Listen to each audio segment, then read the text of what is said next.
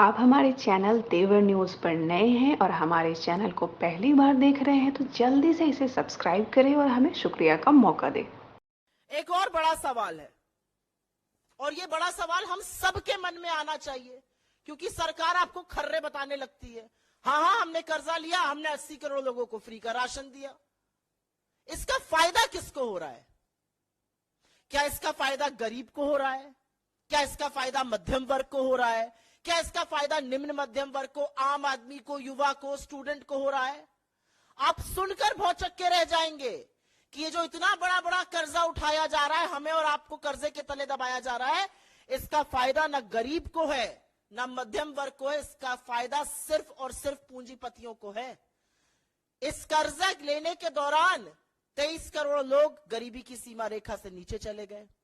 83% लोगों की आय कम हुई। 11,000 से ज्यादा तो लघु मध्यम उद्योग, जिनको एमएसएमई कहा जाता है, वो पिछले साल ही बंद हो गए। लेकिन जो अरबपतियों की संख्या 2020 में 102 पर थी, वो जरूर बढ़ के 166 पर पहुंच गई। तो इसका फायदा भी सिर्फ और सिर्फ धन्ना सेठों को, अमीरों को और मोदी जी के परम प्रिय मित्रों को हो रहा है। अब दूसरा सवाल उठता है, ठीक है उनको फायदा हो रहा है, भाई वो तो part of India growth story है। अगर मोदी जी की सुन लीजिए, हमारा आपका क्या योगदान है? हम कुछ नहीं करते हैं। वो 10% लोग बहुत कुछ करते हैं। लेकिन सत्य उससे विपरीत है, क्योंकि ना वो भारत की विकास दर में अपना योगदान दे रहे हैं, ना टैक्स दे रहे हैं उतना। टैक्स वसूली हमसे, आपसे, गरीबों से, निम्न मध्यम वर्ग से करी जा रही है। कर्जा हमारे ऊपर लादा जा रहा है और सारा का सारा लाभ पूंजीपतियों को मिल रहा है। और इसीलिए जो दूसरा एक मुद्दा है पिछले 9 सालों का, एक तो है कि कर्जा तिगुना कर दिया, 100 लाख करोड़ का कर्जा उठा लिया 9 सालों में। और दूसरा एक है जो ये कहेंगे और कहते कहते थकते नहीं है, टैक्स कलेक्शन भी तिगुना हो गया, टैक्स कलेक्शन भी तिगुना हो गया। इससे ज्यादा वाहियात, इससे ज्यादा बड़ा कुतर्क और इससे ज्यादा नैतिक दिवालियापन का कोई और बयान और शर्मिंदगी का ये सरकार दे नहीं सकती है। क्योंकि इसकी भी असलियत सुन लीजिए, और ये असलियत सुननी और समझनी दोनों जरूरी है। जो भयावह आर्थिक असमानता है इस देश में, उसका नतीजा है कि जो सबसे निचला 50% इस देश का तबका है, अगर इस देश की आबादी को 2 हिस्सों में बांट दिया जाए, 50% अमीर और 50% सबसे निचला तबका, तो जो 50% सबसे निचला तबका है वो जीएसटी कलेक्शन का 64% पैसा दे रहा है।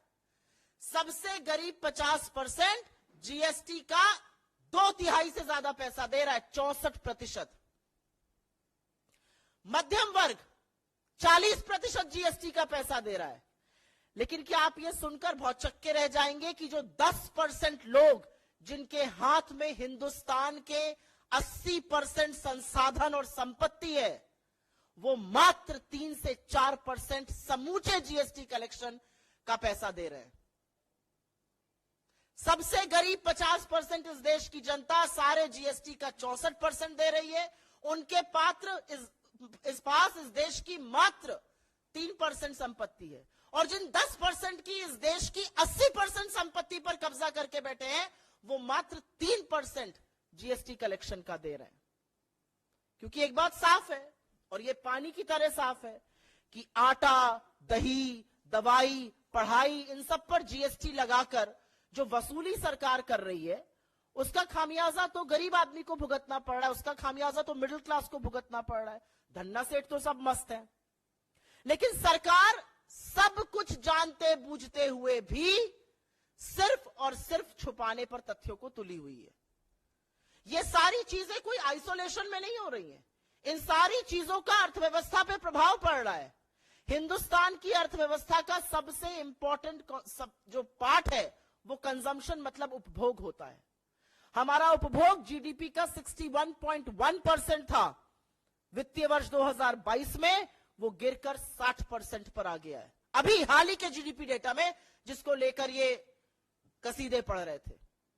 ये बहुत बड़ा भयावह स्थिति है कि देश के लोग गरीबी के चलते, महंगाई के चलते, टैक्स वसूली के चलते कम कंज्यूम कर रहे हैं, कम उपभोग कर रहे हैं। यह गरीबी का सबसे बड़ा सूचक होता है।